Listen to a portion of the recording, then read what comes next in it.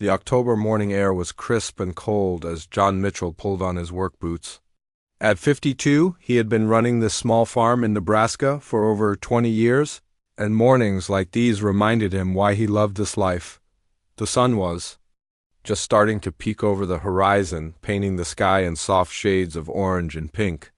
John grabbed his coffee mug and stepped outside, breathing in the fresh country air. He had a busy day ahead.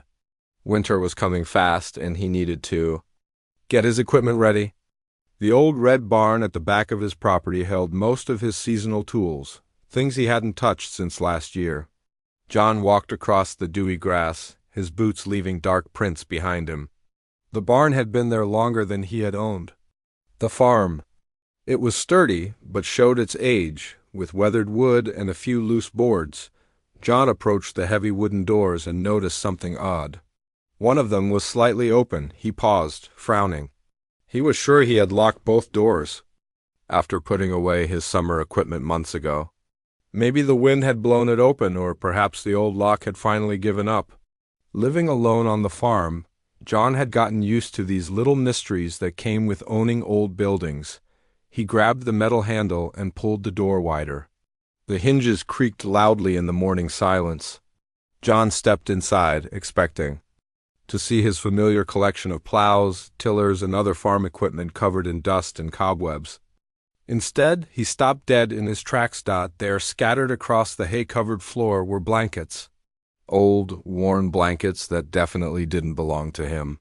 John blinked, thinking maybe his eyes were playing tricks on him in the dim light. But as his vision adjusted, he saw more.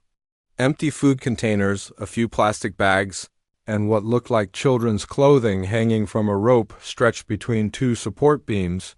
John's heart started beating faster. Someone had been living in his barn. His first thought was that maybe some teenagers had been using it as a hangout spot. But as he looked closer, he realized this was something much more serious. This wasn't a party spot. This was a home. He took another step forward, his boots crunching softly on the hay. That's when he saw them. In the far corner of the barn, huddled together like a litter of sleeping puppies, were children. 7 of them, ranging from what looked like a toddler to a teenager. They were all asleep, wrapped in thin blankets and old coats. John's mouth went dry. He had never seen anything like this before. The children looked peaceful in their sleep, but even in the dim light, he could see they were dirty and their clothes were worn. Next to them, lying on what appeared to be a makeshift bed of hay and blankets, was a woman. She wasn't moving. For a moment, John just stood there, not knowing what to do. His mind raced through possibilities. Were these people homeless? Were they running from something? Was the woman sick? Was she even alive? John took a careful step closer, trying not to make any noise that might wake the children. As he got nearer, he could see the woman's face more clearly, and what he saw made his stomach turn. She had a black eye that was swollen shut. Her lip was cut and crusty with dried blood. Her left wrist was wrapped in what looked like a torn piece of clothing, and there were scratches and bruises on her arms. Someone had hurt this woman badly. John had seen his share of accidents on the farm. He knew what injuries looked like when someone fell off a tractor or got kicked by a cow. But these weren't accident injuries. Someone had done this to her on purpose. The woman stirred slightly, and John held his breath. Her eyes fluttered open, unfocused at first. When she saw John standing there, her reaction was immediate and heartbreaking. Terror flashed across her face. She tried to sit up quickly, wincing in pain, and started shaking the children awake. "No, no, please," she whispered, her voice thick, with an accent. We go now." The children began waking up, confused and scared. The youngest, a little girl who couldn't have been more than 3, started crying. An older boy, maybe 8 or 9, immediately moved to protect the smaller children, his eyes wide with fear as he looked at John. John raised his hand slowly, the way you might approach a frightened animal. "It's okay," he said gently. Not going to hurt you. This is my barn, but it's okay. You're safe." The woman was trying to gather the children, speaking rapidly in Spanish mixed with broken English. John caught words like run and hide. She was terrified, and her fear was spreading to the children.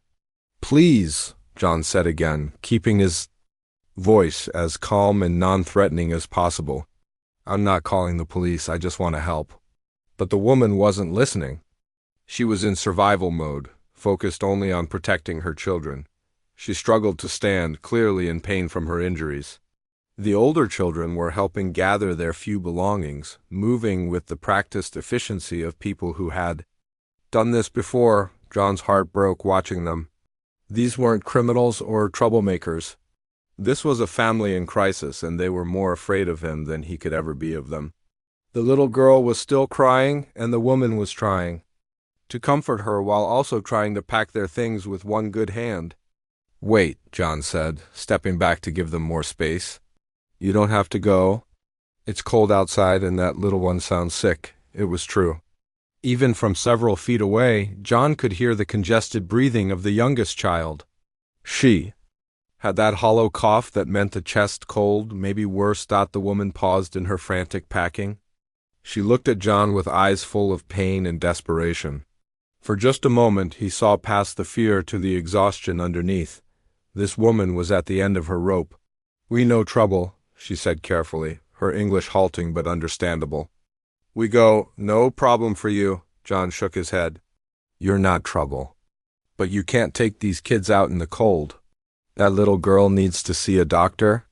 As if to prove his point, the toddler started coughing again, a deep, rattling sound that made John wince. The woman's face crumpled with worry and exhaustion. "How long have you been here?" John asked gently. The woman hesitated, then held up 3 fingers. 3 days. 3 days in his barn with 7 children, no heat, and whatever food they could scavenge. John felt sick thinking about what they must have been through. "Where did you come from?" he asked. The woman's face closed off immediately. She shook her head and went back to gathering their belongings. But one of the older children, a boy who looked about 10, spoke up. "From the bad place," he said quietly in clear English. "Mama got hurt, and we had to run." The woman shot the boy a warning look, but the damage was done. John now understood. This family wasn't just homeless. They were running from someone who had hurt them. Someone who might still be looking for them. John made a decision that would change all their lives. He sat down on an old wooden crate, making himself less intimidating, and looked directly at the woman. "My name is John," he said. "This is my farm, and you're welcome to stay. I won't call anyone you don't want me to call. But that little girl needs help, and so do you." The barn fell silent except for the soft crying of the youngest child and the morning sounds of birds outside. John waited, letting his words sink in. He could see the internal battle playing out on the woman's face. Trust was clearly not something that came easily to her anymore. Finally, she spoke. "Maria," she said quietly, pointing to herself. Then she pointed to each child in turn, telling him their names. The youngest was Sophia, and she was burning with fever. Maria's hands shook as she held little Sophia close to her chest. The 3-year-old was burning with fever, her tiny body hot against Maria's arms. John could see the worry in Maria's eyes, the kind of fear that only a mother knows when her child is sick and she can't help them. "She's been like this for 2 days, Maria said quietly, her English mixed with Spanish words when she got emotional. "I don't know what to do. No medicine, no doctor." John looked at the little girl's flushed face and knew they couldn't wait any longer. But he also knew that rushing Maria would only make her more scared. She had trusted him enough to tell him her name and stay put, but he could see she was still ready to run at any moment. "Maria," John said gently, "I need to understand what happened. I want to help, but I need to know what we're dealing with here." Maria's good hand instinctively went to her swollen eye. She looked at the children, especially the older ones who were listening carefully. John could see she was trying to decide how much to tell him, how much the kids should hear. "You don't have to tell me everything," John said. "But I need to know if someone is looking for you, if you're in danger." The 10-year-old boy, Carlos, spoke up again. "Papa hurt Mama real bad this time. He said he was going to hurt us too." Maria quickly said something to Carlos in Spanish, her tone sharp with worry. but Carlos shook his head and continued in English. "We couldn't stay," he said. "Mama tried to call the police before, but Papa always came back. This time he said if we told anyone, something bad would happen to us." John felt anger rising in his chest, but he kept his voice calm. "Where is he now?" "We don't know," Maria whispered. "We ran when he went to work. Took the bus as far as we could with the little money I had hidden. Then we walked." John tried to imagine this woman and 7 children walking country roads, looking for shelter, carrying whatever they could. "It must have been terrifying. How did you find my barn?" he asked. "We were so tired," Maria said. "Sofia was getting sick, and the little ones couldn't walk anymore. We saw the barn from the road. It looked empty. I thought maybe just for one night, then we would go. But you stayed 3 nights. Maria nodded, shame coloring her face. "Sofia got worse, and we had nowhere to go. No family here, no friends. I was afraid to go to police because ... She paused, looking at John carefully. John had a feeling he knew what she was afraid to say. "Are you worried about your papers? About being sent back somewhere?" Maria's silence was answer enough. John understood now. She was caught between 2 terrible choices: stay hidden and watch her children suffer, or risk getting help and possibly being separated from them forever. "Listen to me," John said firmly. "I don't care about any of that. Right now, I care about getting Sofia to a doctor and making sure you're all safe." One of the middle children, a girl about 12, had been quiet this whole time. But now she spoke up. "Mister, my mama is a good person. She works very hard. She cleans houses and takes care of other people's kids. She never did anything wrong." John looked at this brave girl defending her mother and felt his heart break a little more. These children had been through so much, but they still had fight in them. "I can see that," John told her. "Your mama is very brave to keep you all safe." Maria's eyes filled with tears at these words. John realized it had probably been a long time since anyone had said something kind about her. Sofia started coughing again, that deep, wet sound that made everyone in the barn freeze with worry.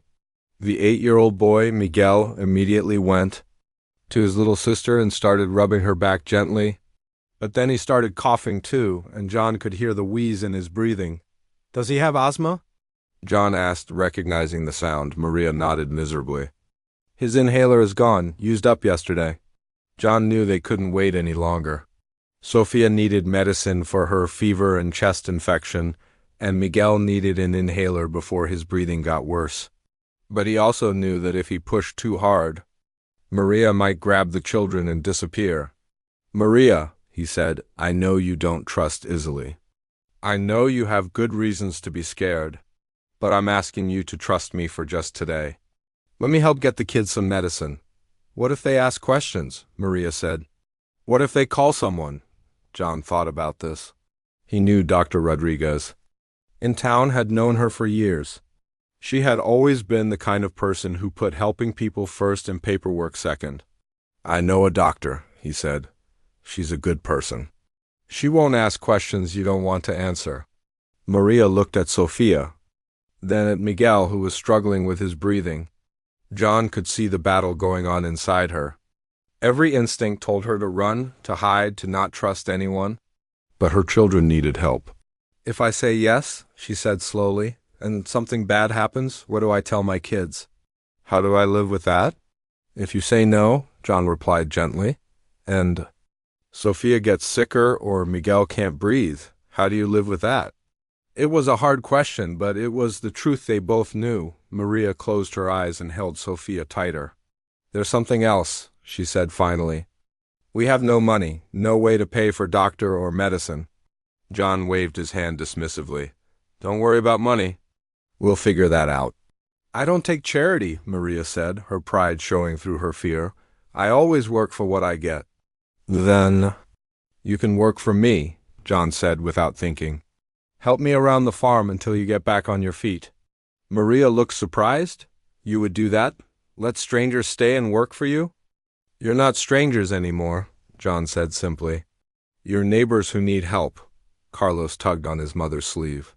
"Mama, Sofia is really hot and Miguel sounds bad." Maria looked at her son, then at Sophia's flushed face, then at Miguel, who was working harder to breathe. Finally, she nodded. Okay, she whispered. We try. John felt relief wash over him. Good. Now, I'm going to call Dr. Rodriguez. You don't have to come to town if you don't want to. She might be willing to come here. She would do that? She's delivered babies in barns before, John said with a small smile. This won't be the strangest house call she's ever made. While John stepped outside to make the phone call, Maria gathered the children around her. She spoke to them in Spanish, explaining what was happening. John could hear the mix of hope and fear in her voice even though he couldn't understand the words. When he came back inside, he had good news. Dr. Rodriguez is coming. She be here in about an hour.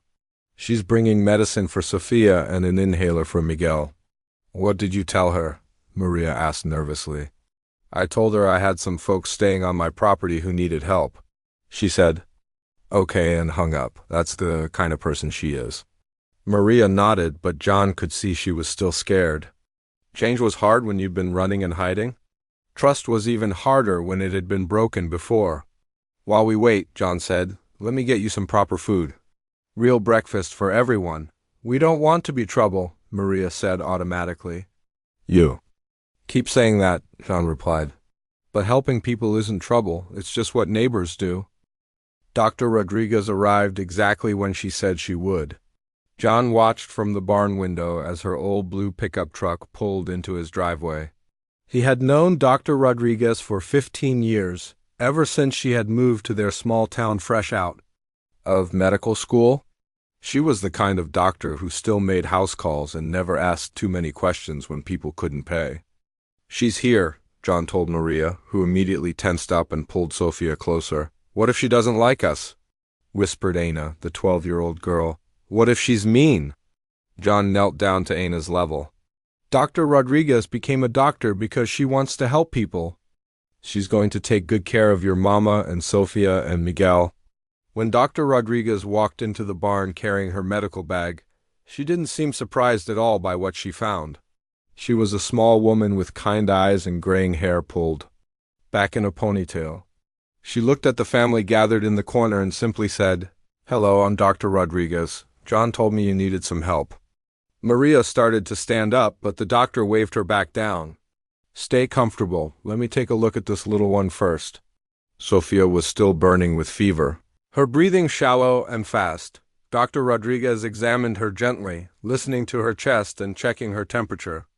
Then she moved on to Miguel, whose wheezing had gotten worse since the morning. Sophia has a chest infection, the doctor explained to Maria. Not serious, but she needs antibiotics. And this young man definitely needs an inhaler right away. Doctor.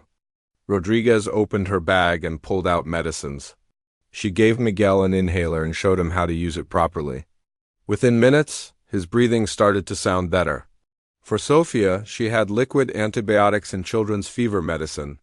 Thank you, Maria said, tears in her eyes. How much do I owe you? Dr. Rodriguez looked at John, then back at Maria. Let's worry about that later. Right now, let's focus on getting everyone healthy. But then Dr. Rodriguez surprised everyone. She sat down on one of the hay bales and looked at Maria's injured face more carefully. Those bruises look painful, she said gently. Would you like me to take a look? Maria hesitated, then nodded. Dr. Rodriguez examined her black eye, her cut lip, and her wrapped wrist. Your wrist isn't broken, but it's badly sprained. And you're going to have a headache for a few more days from that eye injury? Will it get better? Maria asked quietly. Everything will heal, Dr. Rodriguez said firmly. Your body is strong. After the doctor finished her examinations, John walked her back to her truck. He expected her to ask questions about who these people were and where they came from. Instead, she surprised him. John, she said, that family has been through something terrible. They're going to need more than just medical care. I know, John said. I'm trying to figure out how to help them. Dr. Rodriguez nodded. Have you talked to Pastor Williams? And maybe Betty from the church committee? If anyone can organize help, it's those two. John hadn't thought about involving the church, but Dr. Rodriguez was right. Pastor Williams had been helping families in crisis for 30 years, and Betty Chen ran the church's community outreach like a military operation. You think they'll be willing to help without asking too many questions? John asked. John, Dr. Rodriguez said with a smile. Last month, Betty organized food and clothes for the Morrison family when their house burned down. She didn't ask them to fill out paperwork first. She just helped. After Dr. Rodriguez left, John called Pastor Williams. He explained the situation simply. A mother and 7 children were staying on his property. They had escaped from a dangerous situation, and they needed help. I'll be right over, Pastor Williams said without hesitation. And I'll call Betty on the way. Within 2 hours, John's quiet farm was bustling with activity. Pastor Williams arrived first, a tall man with a warm smile who introduced himself to Maria in both English and Spanish. He didn't ask about her past or her legal status. He just asked what she and the children needed. Betty Chun arrived 20 minutes later with her teenage son Danny and her pickup truck loaded with supplies. Betty was a tiny woman who seemed to contain enough energy for 3 people. She took one look at the situation and immediately started organizing. Danny, help me carry in these space heaters, she called out. Pastor, can you help me set up that folding table? And John, we need to get some proper lighting in here. Maria watched all this activity with amazement. She had been so used to people looking at her with suspicion or anger. But these people were just helping, no questions asked. Why are they doing this? She asked John quietly. Because it's the right thing to do, John said simply. More people started arriving. Tom Watson, who ran the hardware store, brought extension cords and work lights. His wife, Linda, brought a large pot of soup and fresh bread. The Johnsons from down the road arrived with warm blankets and pillows they had cleaned and folded. We heard you had some folks who could use help, Mrs. Johnson told John. We wanted to contribute. The children watched all this with wide eyes. They had been living in fear for so long, it was hard for them to believe that all these strangers were being kind to them just because they needed help. Carmen, who was 14 and the oldest, finally spoke up. Are all small towns like this? Betty Shun overheard her and laughed. Honey, small towns can be the best places in the world when people work together. We take care of each other here. As the afternoon went on, the old barn was transformed. The space heaters made it warm and cozy. The work lights made it bright and cheerful. Clean blankets and pillows made comfortable sleeping areas for each child. The folding table became a proper place to eat meals. But the most amazing thing was watching the children start to relax. Miguel was breathing easily with his new inhaler. Sophia's fever was going down thanks to the medicine. The older kids were helping organize their new space, and the younger ones were playing with toys that Linda Johnson had brought. I've never seen anything like this, Maria told John as she watched her children laugh for the first time in weeks. Small towns have their problems, John admitted. But when someone needs help, we usually come together. Betty Chun had been working nonstop to organize everything, but now she sat down next to Maria with a cup of coffee. Honey, she said gently, I know you've been through something hard. I know you might be scared about what happens next, but I want you to know that you're safe here. We're going to make sure you and these beautiful children have what you need. Maria's eyes filled with tears. I don't understand why you're all being so kind to us. You don't even know us. We know enough, Betty said firmly. We know you're a mother who protected her children. We know those children are polite and helpful and brave. That's all we need to know. Pastor Williams had been quietly talking with the older children, asking about their school experience and what subjects they liked. Now he came over to John and Maria. The children are bright, he said. Carmen tells me she was doing well in school before everything happened. Carlos loves mathematics and Ana wants to be a teacher someday. They're good kids, Maria said proudly. They work hard in school. Well, Pastor Williams said with a smile, our school principal, Mrs. Thompson, is going to want to meet them. She's always excited about new students. Maria looked worried. School asks for many papers, documents. Pastor Williams waved his hand. Mrs. Thompson has been working with families for 25 years. She knows how to handle different situations. Education is important, and she makes sure these kids get what they need. As the sun started to set, the volunteers began to pack up their things, but they left behind a completely different space than what had existed that morning. The barn was now a warm, clean, safe place for a family to live. "This isn't permanent," Betty Chun told Maria as she prepared to leave. "We're going to help you find something better. But for now, you're comfortable and safe. How can I ever pay you back?"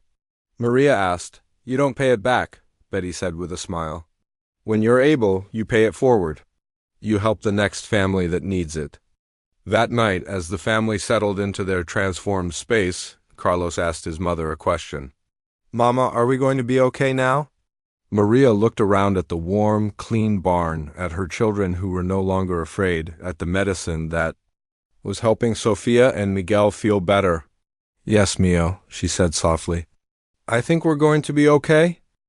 3 weeks had passed since that first morning when John found the family in his barn. The changes were remarkable, but they had happened slowly, one small step at a time. Maria's face had healed completely. The bruises were gone, her lip had mended, and her wrist was strong again. But the biggest change was in her eyes. The constant fear that had lived there was slowly being replaced by something John hadn't seen before: hope. Every morning, Maria was up before sunrise helping John with the farm work. She had insisted on earning her keep from the very first day she felt well enough to work. John had learned that Maria was incredibly hardworking and had a natural understanding of plants and animals that surprised him. "In Mexico, my family had a small farm," she had explained one morning as they fed the chickens together. "I grew up knowing how to take care of things." John watched her scatter corn for the chickens with practiced ease. "Why didn't you tell me that before?" Maria shrugged. "People hear immigrant and think we don't know anything. They think we can only clean houses or work in restaurants, but many of us know how to do much more." John felt ashamed that he had made those same assumptions. "Well, you know more about farming than some people who've lived here their whole lives." The children had settled into the local school better than anyone had expected, Mrs. Thompson. The principal had been as helpful as Pastor Williams promised. She had enrolled all the school-age children without making a big fuss about paperwork.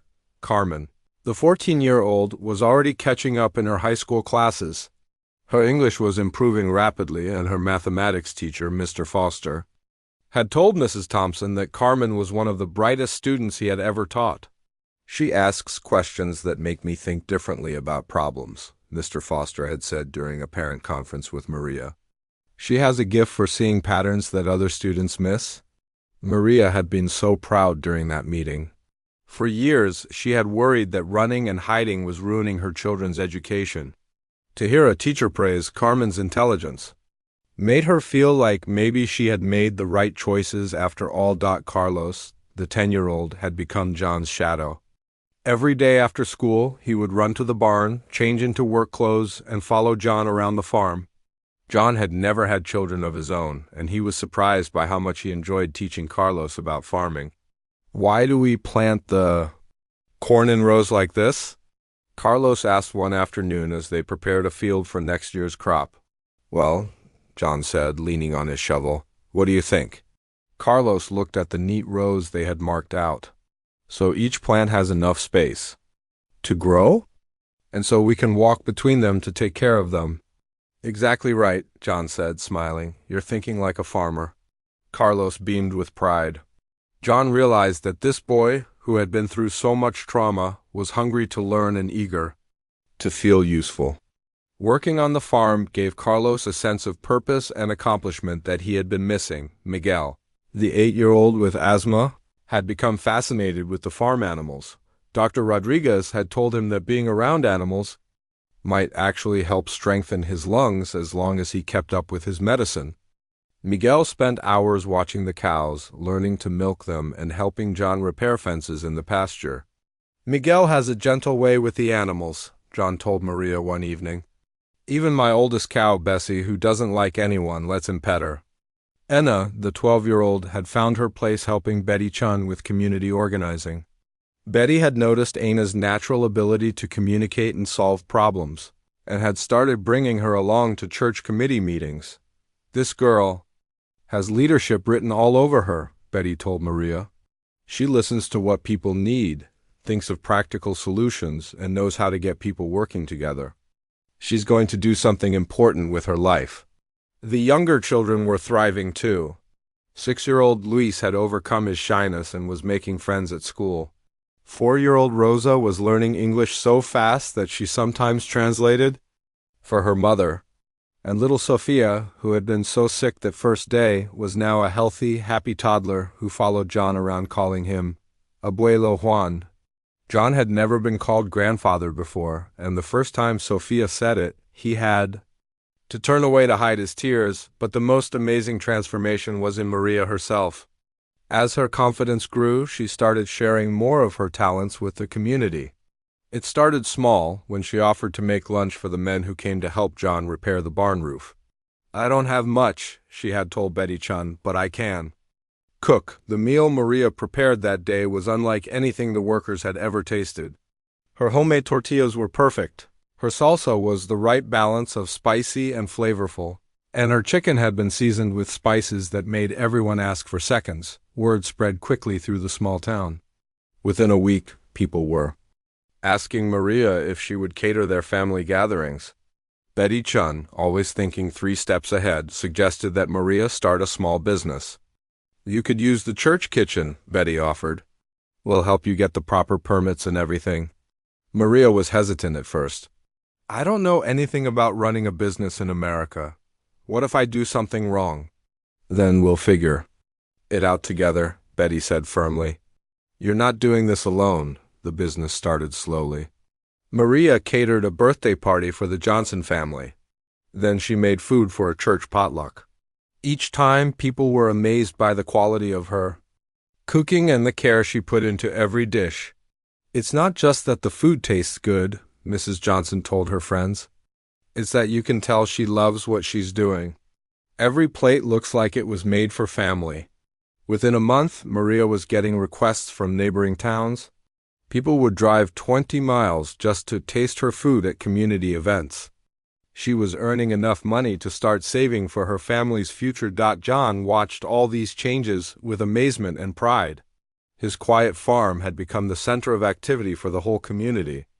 People stopped by regularly to check on the family, to bring small gifts for the children, or just to chat with Maria while she worked. "You know," Pastor Williams said to John one Sunday after church, "this family hasn't just been blessed by our community, they've been a blessing to us too." John knew exactly what the pastor meant. Helping Maria and her children had brought out the best in everyone. People who had never spoken to each other before were now working together. The whole town felt more connected, more caring. One evening, as John and Maria sat on the porch watching the children play in the yard, Maria said something that stayed with John for a long time. "I spent so many years afraid," she said quietly. "Afraid of my husband, afraid of being alone, afraid of not having enough money, afraid of being sent away. I forgot what it felt like to not be afraid." John looked at her. "And now?" Maria smiled, watching Carlos teach Luis how to throw a baseball. "Now I remember what it feels like to have hope, to plan for tomorrow instead of just surviving today." "What are you planning?" John asked. "I want to buy a little house in town," Maria said. "Nothing fancy, just big enough for all of us. I want the children to finish school here where people care about them. And I want to grow my business, maybe open a real restaurant someday." John nodded. "Those sound like good plans." "And I want to help other families," Maria continued. "When I have enough, I want to help people the way you and this community helped us." As they sat in comfortable silence, John realized that helping this family had changed him too. For 2 years after his wife died, he had been lonely and purposeless. Now his life felt full again, meaningful in a way he hadn't expected. He wasn't just a widowed farmer anymore. He was Abuelo Juan, part of a family he had chosen, and who had chosen him back. 6 months had passed since that cold October morning when John discovered a family sleeping in his barn. Now it was spring, and everything had changed in ways no one could have imagined. The biggest news came on a Tuesday morning when Betty Chun called John with excitement in her voice. "John, you need to get over to the church right away. We just heard from the lawyer." John found Maria in the barn, which had been converted into a busy kitchen where she prepared food for her growing catering business. She was rolling out fresh tortillas for a wedding reception that weekend, her movements quick and confident. The worry lines that had marked her face 6 months ago were completely gone. "Betty wants us at the church," John told her. "Something about the lawyer?" Maria's hands stilled for just a moment. Even though months had passed peacefully, legal matters still made her nervous. But Carlos, now 11 and much taller than when they arrived, looked up from where he was helping. "Packaged food?" "Mama, it's going to be good news," he said, with the confidence of a child who had learned to trust again. "Everything here is good news." At the church, they found Betty, Pastor Williams, and a woman in a business suit who introduced herself as Rebecca Martinez, the immigration lawyer the community had quietly fundraised to hire for Maria's case. "Maria," Rebecca said with a warm smile, "I have wonderful news. Your application has been approved. You and your children are now legal residents. You're safe, and you're here to stay." The room fell silent for a moment. Then Maria sank into a chair and began to cry. These weren't tears of sadness or fear, but tears of relief so deep it seemed to come from her very soul. "You mean we don't have to hide anymore?" Aina asked quietly. At 13, she had become the family translator and often spoke for her mother in official situations. "You never have to hide again," Rebecca confirmed. "You're Americans now, in every way that matters." John watched this scene with his own eyes full of tears. He thought about that terrified woman he had found 6 months ago, and he could barely recognize her in this confident, successful person sitting before him. The legal victory was just the beginning of the changes that spring brought. Maria's catering business had grown so popular that she was booked solid for 3 months in advance. People came from towns 50 miles away just to taste her cooking. But more than that, they came because word had spread about the quality and care she put into everything she made. "It's not just food," Mrs. Johnson told her neighbor. "When Maria caters your event, she makes it special. She remembers what you like, she asks about your family, she cares about making your day perfect." The success of the catering business led to an opportunity no one had expected. The owner of the old diner on Main Street was retiring and looking for someone to take over. When Betty Chun heard about it, she immediately thought of Maria. "A restaurant?" Maria said when Betty brought up the idea. "I don't know if I'm ready for something that big." "Honey," Betty said with a laugh, "you're already running a restaurant. You're just doing it from a barn." The community rallied around the idea. Tom Watson offered to help with renovations at cost. The church pledged to provide a loan with no interest. Even Mrs. Thompson, the school principal, offered to help with the business planning. "This isn't charity," Pastor Williams explained to Maria when she worried about accepting so much help. "This is investment. We believe in you, and we believe in what you can bring to our town." Carmen, now 15 and the top student in her class, had her own exciting news. She had been accepted into a special summer program for gifted mathematics students at the State University. Her teacher, Mr. Foster, had personally recommended her for the scholarship. "I want to be an engineer," Carmen told John one evening as they sat on the porch. "I want to design buildings that can survive earthquakes and floods, so families never have to lose their homes." John understood. Carmen's dreams were shaped by her experiences, but instead of making her bitter, those experiences had made her determined to help others. Miguel, now 9, had surprised everyone by becoming the school's unofficial animal expert. His teacher had started bringing him to other classrooms to talk about farm animals and their care. His asthma was completely under control, and Dr. Rodriguez said his lung function was actually above average for his age. Being around the animals and working outside made him stronger, she told Maria during a routine checkup. Sometimes the best medicine isn't something that comes from a pharmacy. Carlos had officially become John's assistant farmer. At 11, He could handle most of the daily chores and was learning to operate some of the smaller equipment. John had started teaching him about crop rotation, soil management, and animal husbandry. "When I grow up, I want to have a farm just like Abuelo Juan's," Carlos announced one day. "But I want to grow the vegetables that Mama uses in her cooking." John loved the idea. "Maybe we can start a small garden plot this year, just for experimenting." Aina had found her calling working with Betty Chun on community projects. At 13, she was already organizing food drives and helping coordinate assistance for other families in need. Betty had started calling her my right-hand woman. "This girl has a gift for bringing people together," Betty told Maria. "She's going to be a leader in this community for years to come." The younger children were thriving too. Luis, now 7, had become the class comedian and was known for his ability to make anyone laugh. Rosa, at 5, was reading at a second-grade level and spoke English without any accent. And little Sophia, now 4, was the unofficial mascot of the entire town, but the most amazing transformation was in John himself. The lonely widower who had discovered a family in his barn had become the center of an extended family that filled his life with purpose and joy. "You know," he told Maria one day as they worked together in the garden, "I thought I was helping you that first morning. But you saved me too. How did we save you?" Maria asked, looking up from the tomato plants she was staking. "I was just existing before you came," John said. "Going through the motions of living but not really living, you gave me a family again. You gave me a reason to get up in the morning." The grand opening of Maria's restaurant, Familia Kitchen, was scheduled for the first weekend of summer. The entire town was buzzing with excitement. Maria had decided to keep the menu simple, the dishes she cooked best, made with ingredients from local farms, including vegetables from John's expanded garden. The week before the opening, a reporter from the regional newspaper came to town to write a story about the restaurant. But when she heard the full story of how it all began, she realized she had found something much bigger. "This isn't just about a restaurant," she told Betty Chun during an interview.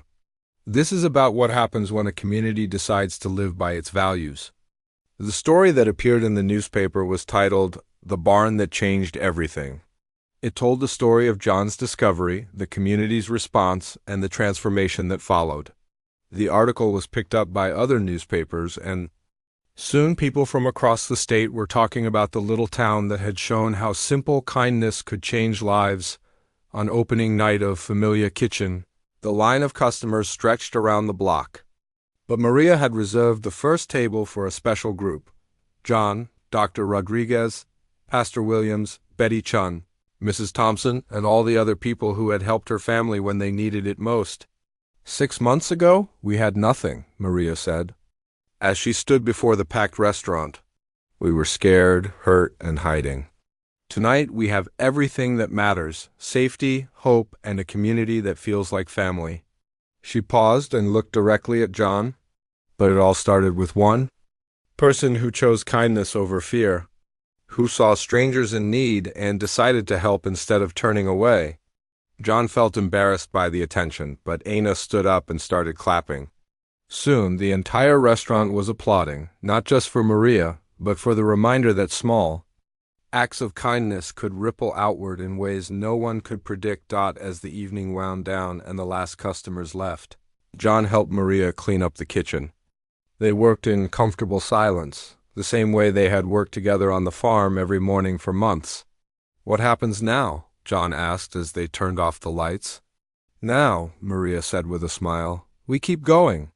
We keep helping people. We keep being a family."